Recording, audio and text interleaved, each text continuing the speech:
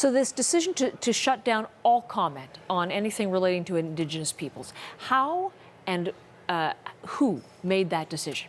Sure, and let me start by saying it's a temporary measure. Okay. So we hope to have comments open on these stories next month. But we decided we needed to take a pause. And that was a decision that came out of a working group made up of some Indigenous and non-Indigenous staff that have been looking over many months at the volume of comments, and in particular with these stories, the types of comments that they tend to attract, which really end up being a large volume of comments that violate our guidelines. So we have rules, we have a sandbox that the community is permitted to play in, and these stories tend to attract a disproportionate number of objectionable comments. Okay, so let's give examples, obviously without saying the kinds of things that people say, but the range of things that you are getting to stories about Indigenous peoples, what kinds of things are you hearing that is so objectionable?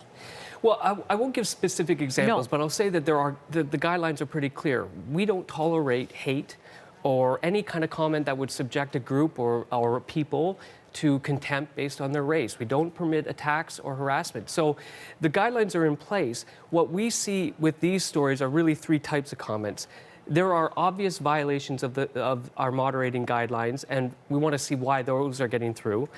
You also have ignorant comments, and the line between ignorance and hate is a gray one. And we do want to create a space where people can debate issues, where they can disagree, where they can have pointed arguments, but we cannot tolerate hate. So that's the second category. And I think the third thing that we're seeing a little bit of is what I would describe as hate disguised as ignorance. So benign language, a comment that might in isolation not appear like hatred, but in the context of the story that it was left on, the other comments in the thread, then it takes on a new cast. And so we want to try to tackle that problem.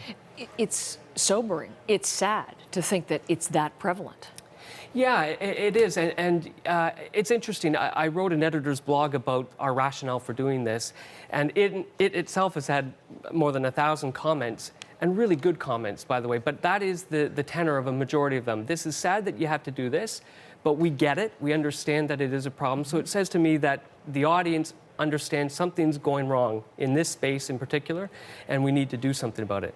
And this is, as I said, unprecedented. I mean, it's not uncommon to have to shut down commentary on a particularly inflammatory story or one particular issue, but to have to close down commentary on an entire category. I mean, that's... Yeah, it's a big decision, and it's not one we make lightly, and it's not one we want to keep. I mean, we're very clear. We have a time limit here. We want to open comments, and we like to open as many comments on as many stories as possible. So, but I think it is good to say what's happening isn't, we can't tolerate it, we're going to pause. So are there changes being made, even perhaps to the moderation process, or what are you looking at in order to be able to facilitate reopening this comment? Right. I mean, I don't want to prejudge the work of this committee that's going to tackle it in the next couple of weeks, but I suspect we're going to look at things like the interpretation of those guidelines.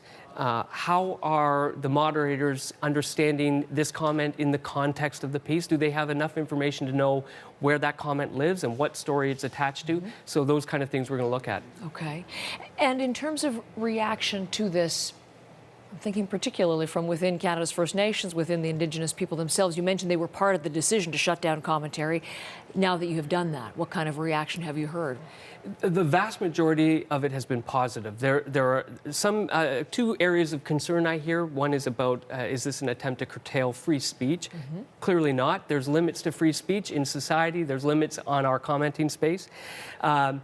But the majority of people are saying that they appreciate this. And really the wonderful thing in that blog that I wrote, if you look through those comments, you hear voices from all sides of the debate, but there are a number of Indigenous voices in that comment thread.